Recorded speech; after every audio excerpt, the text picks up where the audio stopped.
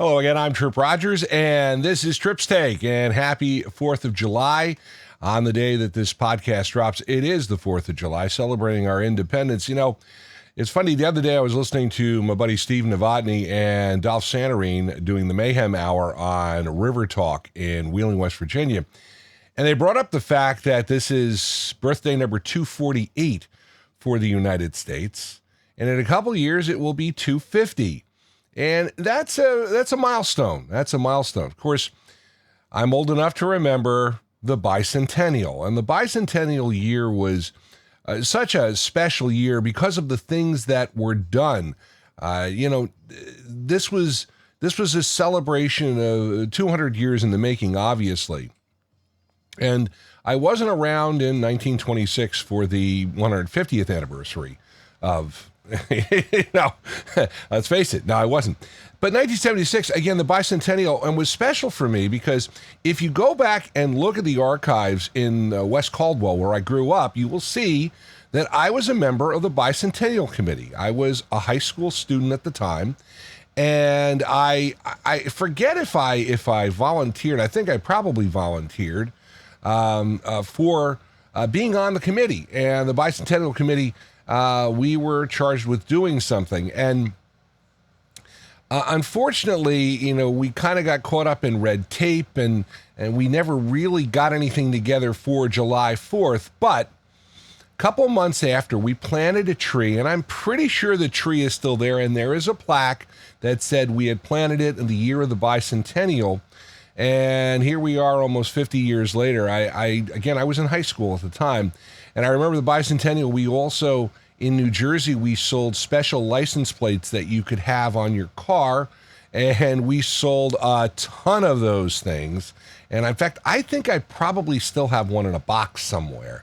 But it was a special time, and we celebrated it. And I also, of course, remember that the television networks had day-long coverages, all of them. Of course, how do I remember the bicentennial? Well, the story goes, I had gone to Boy State the week before, and we had a special flag ceremony, which I participated in on the graduation ceremony of Boy State. In fact, that was where I met my buddy Dolph. But unfortunately, I had run myself into the ground, and I had gotten sick, and the doctor said I needed to, kind of take care of myself. I'd run myself down, so I needed to sleep at least 10 hours a night, and I needed to eat 3 meals a day. Well, it coincided with me working a number of shifts. I was working at the local Geno's, so I ended up, I had a wonderful schedule that week. I would go to bed. I'd work till midnight because it was summer, and the store closed at, I think, 11 o'clock. So I worked till midnight. I'd come home. I would, sleep until noon, get up and have breakfast, and then go to work at 4 and have lunch, and then I would have dinner. That was my schedule, and I remember that from the bicentennial because, like I said, there were 4 straight days that I worked. So I didn't spend a lot of time watching the bicentennial on television because basically I was, and fireworks. Where our store was located was near my school where they had the fireworks. So I do remember going outside and watching the fireworks from the parking lot of our restaurant because it was not very busy at that time. I mean, we were not a big town, and there weren't a lot of folks who you're either at the fireworks or you were somewhere watching the fireworks. And, this is how times have changed. When we were young in the set, I mean, we would have an hour-long fireworks, an hour and a half long fireworks display.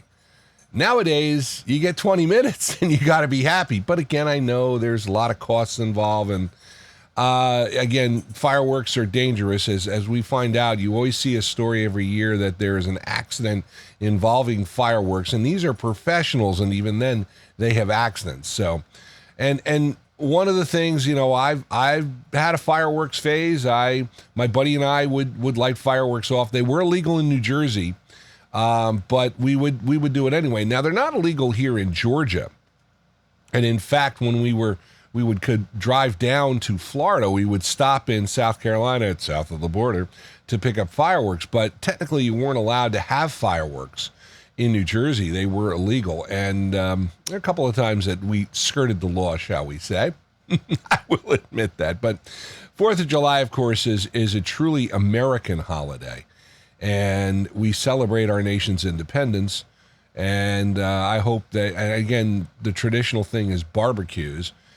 It's funny because I saw a story recently about the cost of that barbecue on the 4th of July. And in the past 4 years, it's gone up an astronomical amount. I want to say at least 25%, but I think the figure is higher. And that basically talks about where we are at in terms of this presidential election. And I'm going to get on that real quick. I watched the debate last week. Literally 30 seconds in, Sandy and I looked at each other and we were like, are you kidding me? Really? I mean, just astonishing. And the real question is not whether he deserves to be president, but is he fit to continue as president? And in some ways, I think the question has answered itself. And the Democrats now have a real question. What do we do? I mean, here's a guy who's been the good soldier. He's been a Democrat. He served as vice president for 8 years. But there is no way, at least in my opinion, he is prepared to serve another 4 years. On the flip side, you have Donald Trump. And Donald Trump, there are some real questions about Donald Trump. Real questions about what his agenda is. And is he as big of a narcissist as you think he is? And unfortunately, the answer is yes. But with no alternative, I mean, you pick your poison. And I don't know if we could take another 4 years of Joe Biden or whoever replaces Joe Biden because of the economics that he's basically run us in with. I mean, there is not anyone who does not realize how much the last 4 years have cost us. But on the flip side, Donald Trump, yeah, he did a good job with the economy, but he really dropped the ball on COVID. And I think that was one of the things that cost him the election in 2020. So it's going to be an interesting couple of months. And again, it's not a done deal, but the way the nominations work, Biden would have to drop out. And if he does drop out, who's going to replace him? Is it going to be our vice president? Is it going to be somebody else? The problem is that I don't know if the vice president's ready to people are going to get behind her. And who are you going to get behind? I have seen one name floated for vice president, and that's Senator Raphael Warnock from Georgia.